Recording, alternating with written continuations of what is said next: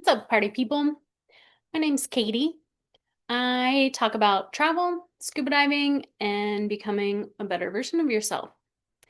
And this month, I've been talking about approaching life differently. Today, I wanted to talk about approaching fear differently. One thing I do want to mention to everyone, if you're interested in travel and kind of don't know where to start or how to plan or just have questions in general, I'm offering travel consults. You can find it in my stand store. I will put the link here. And if you want to book something with me, that would be great. And we can talk about some upcoming travel. I also have a free PDF with carry-on essentials in it and some handy links to purchase some travel-related goods. So thanks for joining. Again, I'm talking about approaching fear differently. This episode is about how I used to treat fear as like a full stop sign. Whenever it approached, I basically would freeze, right? Freeze, I think, is my trauma response. But what changed is when I started to treat fear as information. So, a couple things I've been hearing lately or learning lately is that um, life doesn't happen to you, it happens for you. And with that, challenges, disappointments, things that happen for you, they're not good, they're not bad, they're just lessons. And with that, whatever changes and whatever is happening, fear is usually the emotion that's like front and center. And that's why with me, in the past, it's been debilitating. It kind of stops my progress because it's telling me all the reasons I shouldn't do the thing I want to do, the move I want to make, the job I want to change, the relationship I want to get into or get out of. It's the fear that kind of like stops you in your tracks, and it wants, it's your body trying to protect you from something that is different, that is unknown, and that's uncomfortable. So, um now that I kind of know that it's just my body and my ego trying to protect me, now I kind of realize that okay, I I can still do this. Yes, it's going to be uncomfortable. And this fear, I can calm it or quiet it. And it's taken me quite a while to work on this. But once I started viewing fear as information, as just like a warning sign, I realized, that it's basically I'm getting out of my comfort zone, and it's not actual danger. It's that my body is trying to protect me and is trying to keep me in these old patterns and in these old ways of thinking. And it, because I was always in this, not, I shouldn't say always, but when change is happening and this fear hits, for me, I always needed a backup plan. Um, so when I moved to Jackson, for example, I was living in Montana. I had this super comfortable life, except that I felt like I wasn't going anywhere. I wasn't becoming the person I was supposed to be becoming. I was just comfortable. And so just making the decision to leave and move to Jackson was super uncomfortable. I was leaving everything I knew behind. And so I like created a backup plan, right? I was like, well, I can always move home. I can always um, move back in with my boyfriend. I can move back in with my parents. Like I I had something to fall back on, which I think it's always good to have, like your safety net.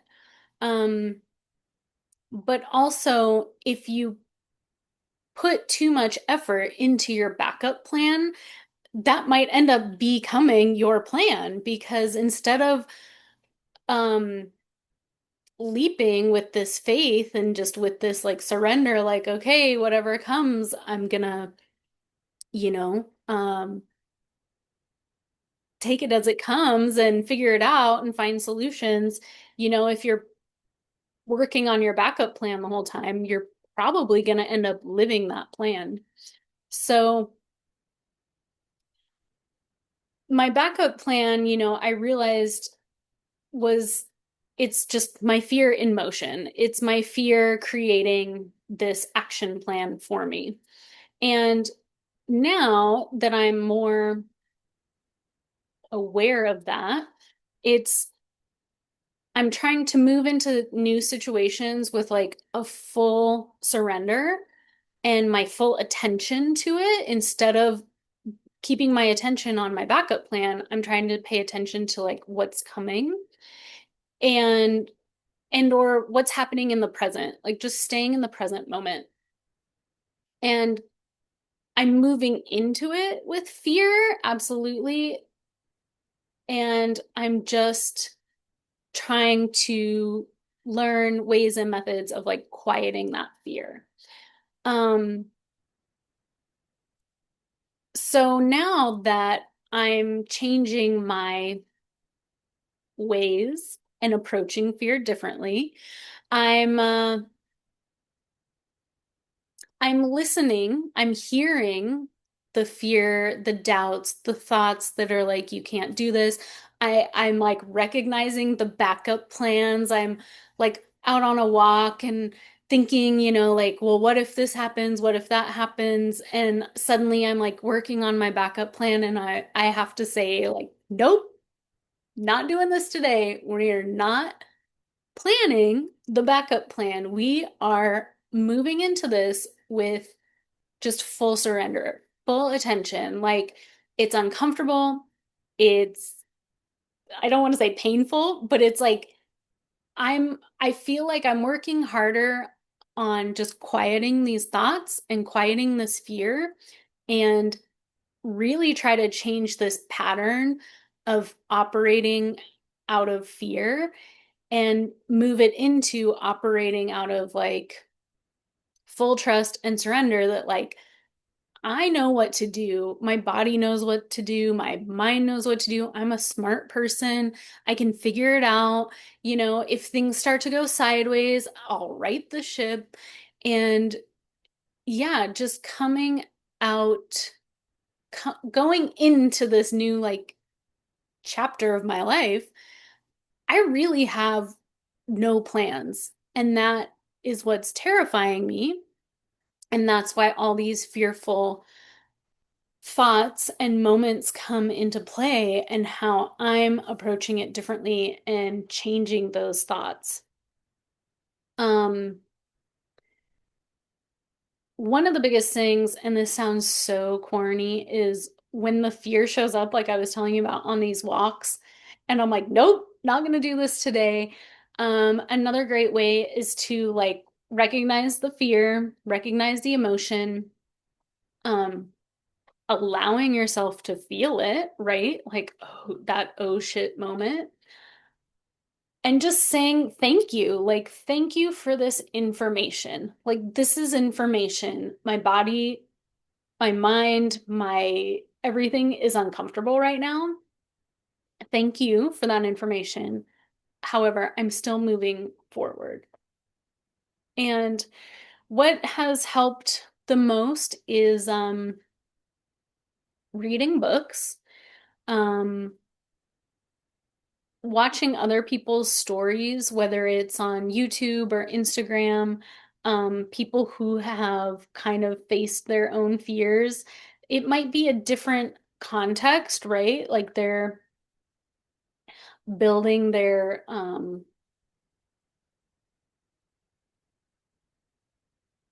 car industry empire, whatever. But a lot of it is like, I totally made that up. I don't know where that even came from. But the fear, a lot of it is the same. Like it probably feels differently among us and shows up differently. Like I said, mine is kind of the backup plan. I start planning the backup plan. And but all in all, like it's the fear of the unknown. And so watching other people's stories and how they overcome that um has been super helpful. Um One thing that has come front and center is that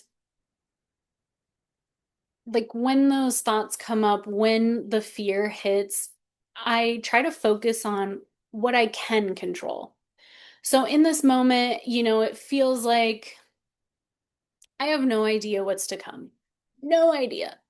But guess what? I can control in this moment. I can control, how long I walk for. I can control the food I put in my body. I can control the thoughts that come into my head. And controlling the things I can control releases that tension and that fear of what I can't control, right? Like what's to come.